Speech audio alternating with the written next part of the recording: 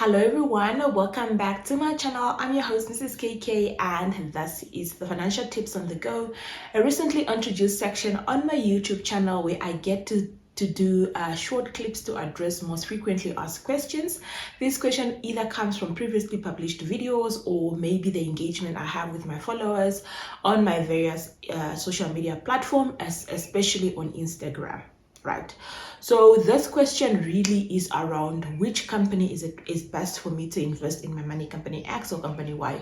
Which bank gives me my highest return between bank X and Y? Is it better for me to invest or rather to take out insurance with the bank or with the insurance entities, etc., etc.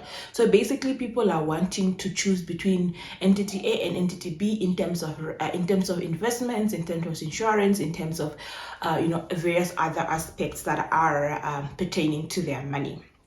And before I actually tell you what the right or the wrong answer to that question is, I want to address some fundamental aspect that you need to be addressing before you even get to that question. So let's take, for example, the video I did on bank charges. I know that different bank charges, different banks levy different bank charges, and they levy them based on what they offer you, and based on which package you are, you will be charged different bank charges. So sometimes last year I did a comparison between different banks in Namibia on a gold account, and I did what the charges would be when you deposit, what the charges would be when you withdraw, what the charges would be when you EFT, stop orders, etc., and pay to sell, e-wallet, netbank wallet, whatever. The purpose of that exercise was to help you look at different aspects in helping you choose which bank to go for, and that was done on one particular account, which was a gold account. But banks offer a whole bunch of different accounts: platinum, lifestyle, private wealth, pay as you go, student account, etc., etc. So I'm not in a position to give you which bank is best when it comes to bank charges, but I did that comparison because a gold account is used by a lot of young professionals, and you can use it as a basis to do similar comparison on the account that you have. So that is a basis that I have done. So if you ask me, I'll probably refer you to that video, and then you go and do your own research regarding bank charges. So while I haven't done a video on which insurance entity is better, which investment entity is better, I've also done other similar video that would help you get to that answer. And for example, right, we want to find out which entity is better when it comes to investment. Before you get to answer that question, you need to ask yourself, what am I looking to invest for? What is my investment goal?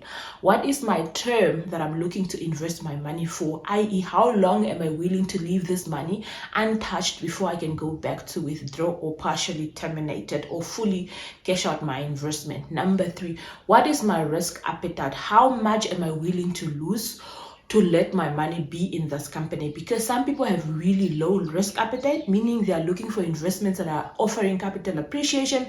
Some people are on the higher end of the range where they are very aggressive. They would like some market fluctuations, because we all understand high risk also sometimes equate to high reward, and therefore they are willing to let the market play around a little bit with their money, and hopefully by the time they go and get their money back, the market fluctuations would have evened out and that return would come through.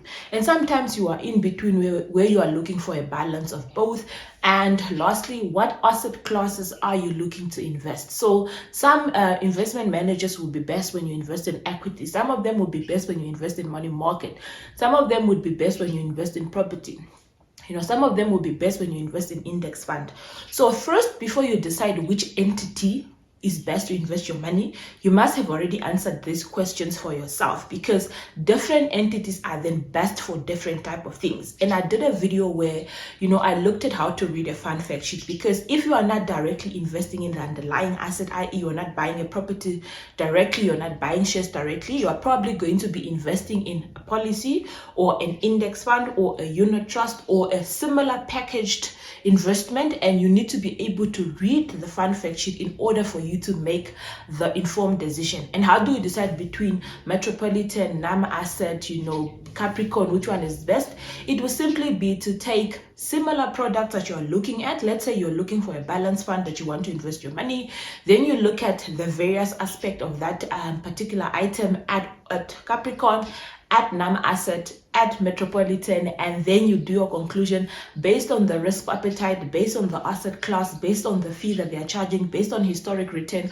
I believe the best investment would be this, because everyone is going to be better at something, and not, one entity is not going to be outperforming all the other entity.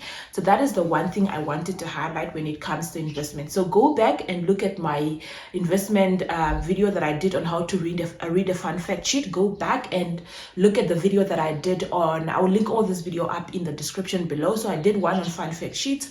I did one on how to determine what investment to do, which is basically around investment goals, terms, etc. I also did one on which bank accounts to do. So those videos will help you firm your understanding in determining where to put your money. And the most frequently asked question that I also get is, which is the best insurance entity? And also, similarly, I wouldn't know, because I haven't gotten quotations for all the different types of insurance. Plus, it depends on what type of insurance you are looking for. Some entities are known to be better for short-term insurance entity. Some of them, or short-term insurance need rather, some of them are better for life insurance related, product. So for you to get also which insurance is better, it also depends on your risk profile. I could have gotten a better premium because maybe I got my life insurance when I was young. My risk profile was better. I also had some other, quotes that I get for comparative entity that I took to this entity to tell them I could get a similar product here, and this entity was able to give me a discount. Whereas when you go to that particular entity, you haven't done your research, your risk profile is slightly higher, you are slightly older, therefore you're going to get a slightly expensive quote. So an insurance is influenced by your risk appetite. I mean, not risk appetite, risk profile, and a lot of other things. So you need to, the only way to find out which one is cheaper is to get multiple quotes from different insurance and make sure that those insurance are as comparable as possible. So for example, there are some entities where you can get an insurance, for example, a life insurance that end at retirement, but because that entity will cover you post-retirement, they sort of bring forward your contribution that you would have paid after retirement to today's premium so that they can factor that in. Whereas if you get an insurance that the term of that insurance is life, that premium might be slightly lower. So these two products are not comparable because you're looking at one that has a definite term and the one that has indefinite term. So you need to make sure that when you are doing this product comparison between multiple entities, you are comparing likes with likes. And also sometimes, because we don't really have a fully understanding of this particular product, it then helps you to then bring the information to a third party, a financial advisor, a coach, or whatever the case may be. And then you can say to the person, look, I've gotten this premium or rather quotation from this entity and also this entity. I look at, based on the premium, I think this one is better, but I do know that there are also other differences that could be differentiating this premium. Would you please help me look at what makes this more expensive than this one? And does it mean that I must go for the cheaper one? Because it doesn't always mean that the cheaper option is actually the better one for you. And lastly, also, I'm also going to put up links in my description box below. I've done quite a bit on life insurance. I've done a Q&A on insurance related question. And I've also done one last video that I actually want to highlight here, which is medical aid. I've also done a similar thing. I've explained how medical aid work, and I've also explained how to read a medical aid guide. So if you're out there looking for medical aid and wanting to switch between medical aid, I personally wouldn't be able to tell you, oh, medical aid X is better than medical Y. The only way I can do that is do a comparison. So if you go back to my video where I'm explaining how to read a medical aid guide, what components to look at in the medical aid guide, and then you do a similar comparison by downloading different medical aid guides from different websites and sitting down and actually investing the time to do that comparison. That is the only way you will be able to, find out this information.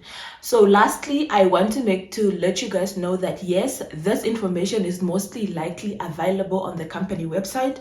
Most companies would put different investment products that they offer, a brief description of that particular investment product or insurance product. They will also, if it's an investment product, they might put for you a return that they generate on your investment. And remember that most entities would work on a tier basis method type of thing. So the more money you have, the more interest that you earn. So they'll say between funds between this much and this much, they earn a 6%, between this much and this much, they earn a 10%. So they try and encourage people to save more so that they can earn more interest. So check out, your starting point would be the company website, and check out their investment option, check out the products that they have. And if it's not available on their website, call them up and ask for a quotation. It's so much easier these days. You don't even have to physically go to the bank. You basically just, send an email, someone will respond, and then you can take it from there.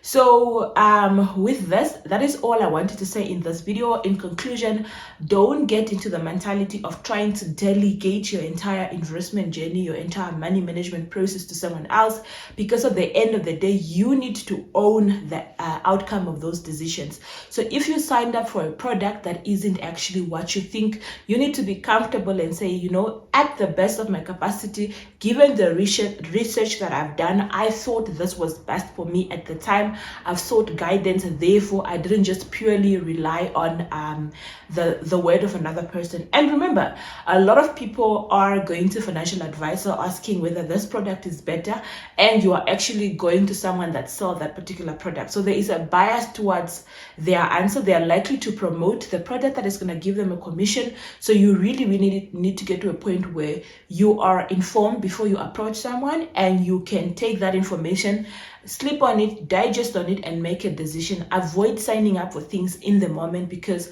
if someone were to mention something else, if you were to ask someone else a question after you've already signed up, it's already late. So learn to make research, sleep over information before committing, in order to save yourself some time and some money in terms of cancellation fee. So this is all I had from this video. Thank you very much for stopping by. If this video is helpful for you, please don't forget to like and hit that notification bell, as well as subscribe. It really helps with our YouTube algorithm to help me grow. I'm trying to work toward 100k views, so I am counting on you to help me get there. Until next time, it is goodbye, and please keep safe.